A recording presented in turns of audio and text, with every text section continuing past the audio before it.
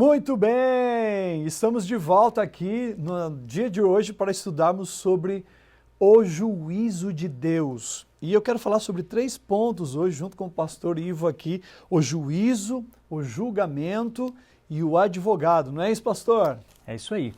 3 fases do juízo de Deus, e são 3 fases maravilhosas, né? Porque aquele que não deve, não tem o que temer. E se você deve, você tem um bom advogado, eu posso te garantir. Então são 3 fases que a Bíblia apresenta para o nosso conhecimento, mas também para a nossa esperança e para nos tranquilizar. Porque Deus é um Deus de amor, mas Deus também é um Deus de justiça. Exatamente. E aí nós sabemos que chegará o momento em que se abrirão os livros nos céus e então se estabelecerá o tribunal de Deus. E aí nesse tribunal nós teremos um grande juiz. Hoje, Jesus é o nosso advogado, mas no dia desse juízo, ele será o nosso juiz. Nós não teremos mais advogados. Hoje é a oportunidade de termos advogado. Então, esse juízo de Deus é bom a gente saber, entender bastante sobre ele, para que nós possamos estar já com um advogado contratado hoje, né? Porque eu tenho certeza que Jesus, como advogado, a gente não perde nenhuma causa. E essa ideia de justiça nos nossos dias está bem deturpada, né? Quando se fala em justiça, o próprio exemplo da imagem da justiça, com aquela venda nos olhos, uma balança, parece ser mesmo que a justiça é cega, mas a justiça de Deus não. A justiça de Deus, ela é justa e Perfeita, inclusive tem data para começar esse juízo. É mesmo. Tem Vamos data. dar uma olhada? Olha aí. Deus é bom demais, né? Vamos ver aqui o livro de Atos, capítulo 17, Atos, capítulo 17, verso 30 e verso 31. Então nós vamos ler aqui. Posso ler, pastor? Pode ler, por favor. Pode ler. A minha Bíblia diz assim: ora, não levou Deus em conta os tempos da ignorância. Agora, porém, notifica aos homens que todos, em toda parte, se arrependam. E o verso 31 diz assim: portanto, estabeleceu um dia em que há de julgar o mundo com justiça. E essa justiça não é a justiça dos homens, é Deus que está falando. Por meio de um varão que destinou e acreditou diante de todos, ressuscitando dentre os mortos. Então tem um dia determinado para começar esse juízo aí. E esse varão aí é Jesus Cristo. Jesus. Que hoje é advogado e amanhã passa a ser juiz. Então vale a pena a gente chegar bem perto dele hoje como advogado e ser amigo. Eu estou lembrando de uma história que uma ocasião 2 amigos estudavam juntos e um cresceu e foi para a faculdade e o outro resolveu ficar na cidade. E ele se tornou advogado. E o amigo não fez faculdade nenhuma. E passado o tempo, esse amigo cometeu um crime e ligou para o outro amigo. Amigo, me ajuda, você é advogado, vem me ajudar nessa. E ele conseguiu a absolvição e ele saiu. Passado um outro tempo, ele teve um outro delito, ele foi preso novamente e esse amigo advogado ajudou ele de novo. Mas passado muitos anos, esse amigo, pela 3ª vez, pastor Ivo, comete um delito novamente, cai na prisão, e ele então liga para o amigo diz: olha, eu não posso mais ser seu advogado. Mas por quê? A gente não é amigo? Somos amigos, mas agora eu sou juiz. Agora eu não posso mais te defender, agora eu vou julgar as tuas causas. Então chegará o dia em que Jesus vai ser um grande juiz de todos nós. Né? É por isso que eu disse que Jesus é amor, mas ele também é justiça. É justiça. Chegará o momento. Muita gente acha assim: rapaz, quer saber, eu vou levar a vida do jeito que eu quiser, o dia que eu der na telha, eu vou até Cristo e ele vai me aceitar. É verdade isso. Você pode viver do jeito que você quiser e sempre que você quiser, você vai ter Cristo como o seu advogado. Mas chegará um dia que ele será o seu juiz. E o que vai ser julgado nesse juízo divino? Já estou com o texto aberto. Já? Já estou com o texto da minha Bíblia aberta no livro de Eclesiastes, capítulo 12, e o verso 14, o último verso do livro de Eclesiastes. É uma grande verdade e também uma grande lição, diz assim, porque Deus há de trazer a juízo todas as obras, até as que estão escondidas, quer sejam boas, quer sejam más. Uau! Agora veja, até parece, lendo o texto por cima, que a gente vai ser salvo pelas obras, né? Mas não é não. A nossa salvação é pela fé em Cristo Jesus. Agora, quer saber como você demonstra a sua fé? Através das suas obras. São as suas obras que demonstra quem de fato você é. Muito bom, porque através desse julgamento, desse juízo, nós temos que demonstrar atitudes, né? Por exemplo, se eu amo a Cristo, eu guardo seus mandamentos. Se eu estou com Ele seguindo as regras de Deus, do amor de Deus, se eu estou, não só a questão de seguir as regras, mas também a questão de servi-lo, de amá-lo de verdade, eu vou obedecer. Eu obedeço porque eu amo. Não é? Então, é esse amor que Deus quer, né, de cada um de nós para poder julgar no dia da balança do juízo final. Pastor, vamos falar então para esse Caleb aqui, esse Vamos amigo, aqui. E esse quais amigo, são né? as três fases, esse nosso amigo que está nos assistindo, Sim. quais são as três fases do juízo de Deus? Primeira Qual é? Primeira fase é o juízo investigativo, amigo. Quando que começa, pastor? Esse período começou já. Vamos ver na Bíblia aqui qual Ok. é a ordem que dá de Daniel capítulo 8. Daniel capítulo 8, o verso 14, diz assim, ó. Ele me disse até 2.300 tardes e manhãs e o santuário será purificado.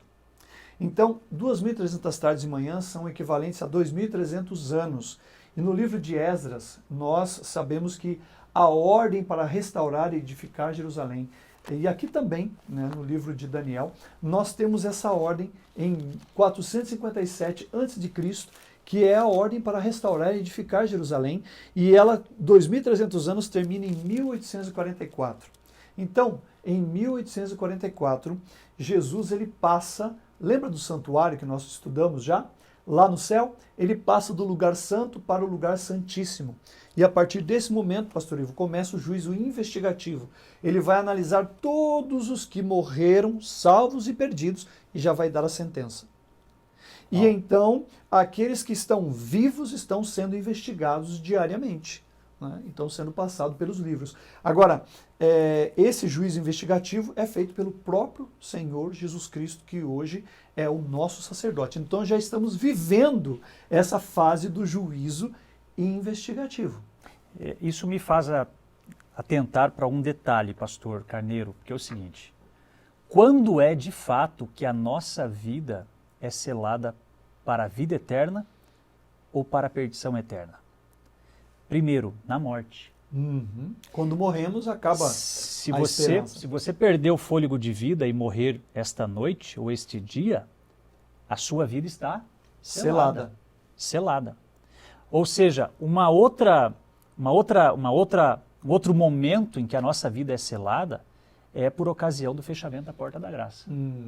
Fechou a porta da graça, amigo, você não tem mais o que fazer. Ou você está salvo, ou você, infelizmente, estará perdido para a vida eterna. E o outro momento é o pecado contra o Espírito Santo.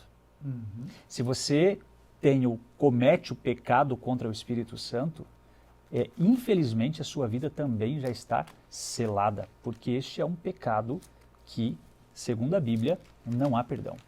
Não há perdão. Mas é uma decisão que você tomou, não porque foi o Espírito Santo que tomou. O pecado contra o Espírito Santo é quando você se nega. Você literalmente não quer. Não quer. Então, o juízo de Deus é exatamente isso. Agora, existe a segunda fase do juízo, né, pastor? Sim. Que nós iremos contribuir.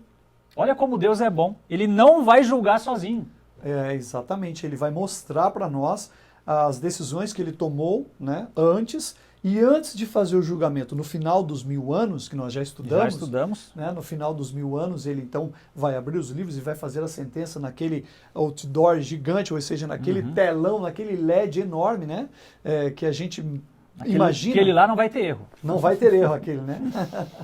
Então imagina, então nesse momento ele faz o juízo. Nesse mil anos, nesse período de 1000 anos, nós estamos junto com ele julgando. Então essa é a segunda fase, é o juízo determinativo. Nós vamos junto com Deus apoiar todas aquelas decisões que ele tomou. Ele vai mostrar para nós o momento em que a pessoa não escolheu Jesus. Ela teve oportunidade na vida dela, mas ela escolheu não aceitar o amor de Jesus. E aí foi feita a sentença de condenado. Né? E ele não vai destruir essas pessoas enquanto não mostrar para nós durante 1000 anos. E como a gente já vai estar participando desse juízo, eu fico imaginando, usar um exemplo bem domiciliar, né, bem prático aqui. Se Deus o livre eu não ter o privilégio de ter as minhas filhas, ou os meus pais, ou os meus irmãos no céu, eu não vou ficar triste. Primeiro, porque eu estou participando desse juízo e eu vou acompanhar todos os atos, como nós acabamos de ler na Bíblia, todas as obras, inclusive aquelas que estão escondidas, que a gente talvez não sabia de algum familiar ou de alguém que a gente ama. E outra coisa são as surpresas, né? Sim. Poxa, olha, tá aqui fulano que sempre achei que seria o primeiro a entrar na porta do inferno, tá no céu. Mas a gente não sabe as obras também que ele fazia escondido, obras boas. Exatamente. Então, ou seja, esse período do juízo vai ser um período de surpresas. Né? Imagine você quando Paulo chegar no céu e Estevão, que foi apedrejado e morto por ele, levaram um susto e falaram: mas o que você está fazendo aqui, Paulo? Você me matou, você tirou a minha vida, você me perseguiu, você perseguiu os cristãos, como que você está aqui? É que ele não conhece o resto da história de Paulo, a oportunidade que Deus deu para ele, e ele aceitou a oportunidade, ele se converteu e se tornou um grande apóstolo. E essas histórias vão se harmonizar lá na eternidade. E nós vamos concordar com todas as decisões de Deus, é lógico, porque ele vai mostrar as claras que Deus tentou de todas as maneiras salvar as pessoas. Se elas não se salvaram, foi por decisão própria, foi porque elas mesmas não quiseram. E aí, chegamos então à terceira fase do juízo de Deus, que é a famosa executiva. Execução final, né? Essa daí tem que ter estômago forte, né, pastor? Verdade. Tem que ter estômago forte. E detalhe, nós já teremos participado, né, pelo momento das decisões, e então Deus irá finalmente bater o martelo como de um juiz, né? E no livro de Malaquias, no último capítulo, no capítulo 4, o verso 1 diz assim: pois eis que vem o dia e arde como fornalha. Todos os soberbos e todos os que cometem perversidade serão como um restolho. E o dia vem e abrasará, diz o Senhor dos Exércitos, de sorte que não lhes deixará nem raiz e nem ramo. Absolutamente todo o mal será destruído. Uau! Destruído. Apocalipse 20, verso 9, Apocalipse 29 complementa isso, pastor. Olha só. Marcharam então pela superfície da terra e sitiaram o acampamento dos santos, a cidade querida, a Nova Jerusalém. Desceu, porém, fogo do céu e os consumiu. Inclusive Satanás. Inclusive Satanás e seus anjos caídos. Seus anjos também. Né? Os anjos, a terça parte dos anjos que caíram do céu serão todos nesse dia.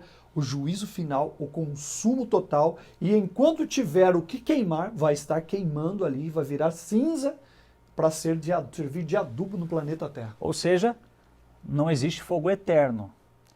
O fogo existirá enquanto existir o que queimar, né? O que queimar. Tiver combustível. Então, só para a gente recapitular, na segunda ressurreição, os ímpios irão ressuscitar para morrer.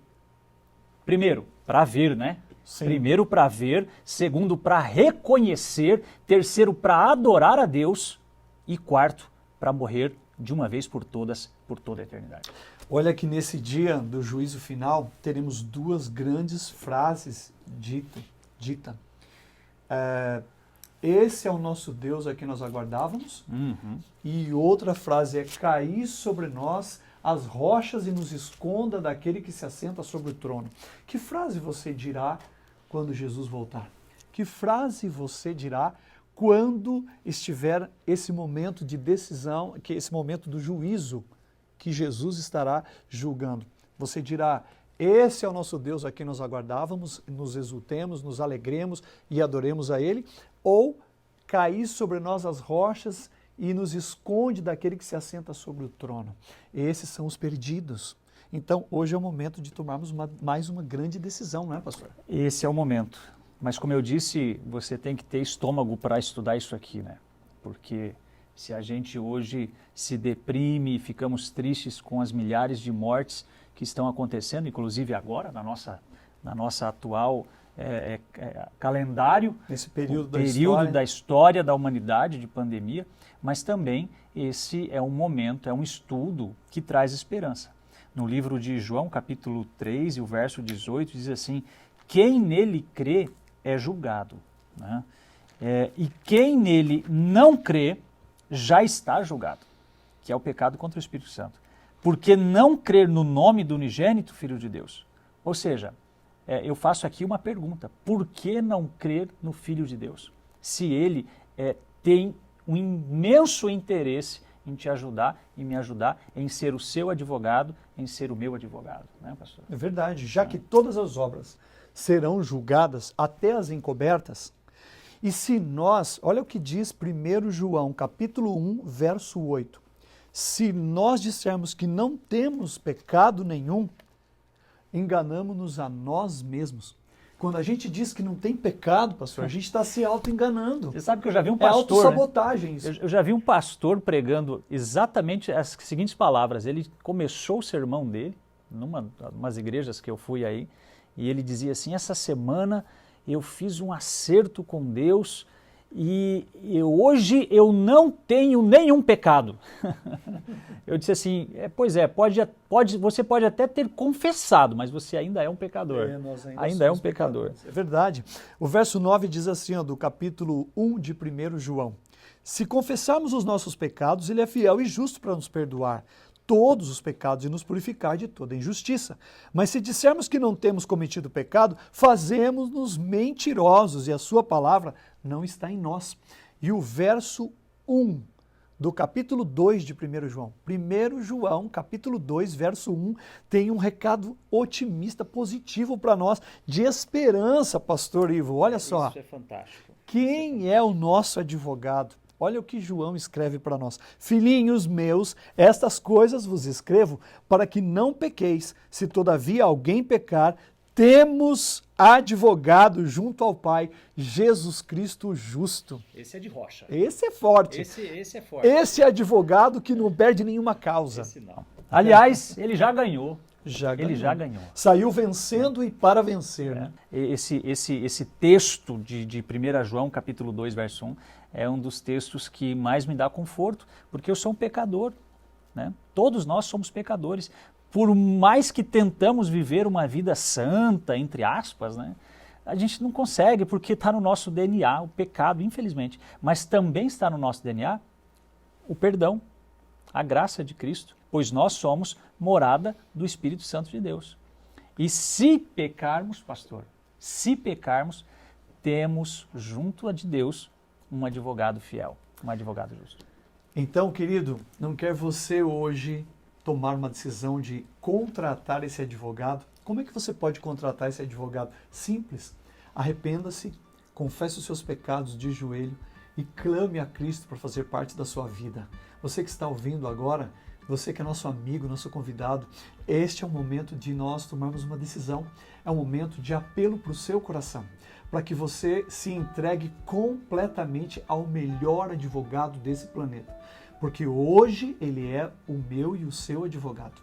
Amanhã ele poderá vir como juiz e não poderá mais defender ninguém. Mas hoje, enquanto você está ouvindo esta mensagem, é a tua oportunidade, é o momento de você confessar e se entregar a Ele. Que Deus abençoe sua decisão e nós estamos orando aqui. Hoje eu vou pedir para o pastor Ivo orar por você que está tomando essa decisão de entrega ao lado de Jesus. Querido Pai, obrigado porque o Senhor é bom. Aprendemos hoje que o Senhor é amor, mas também aprendemos que o Senhor é justiça. E que Teu Santo Espírito tenha misericórdia de cada um de nós. Amém. E que possamos a cada dia confirmar um acerto com o Senhor, um contrato com o Senhor, a nossa vida com o Senhor, para que possamos juntos um dia olharmos para o céu e dizermos: esse é o nosso Deus a quem nós aguardávamos. Amém. Abençoe a todos os Calebes, abençoe a todos os nossos amigos que nos acompanham, em nome de Jesus. Amém. Amém.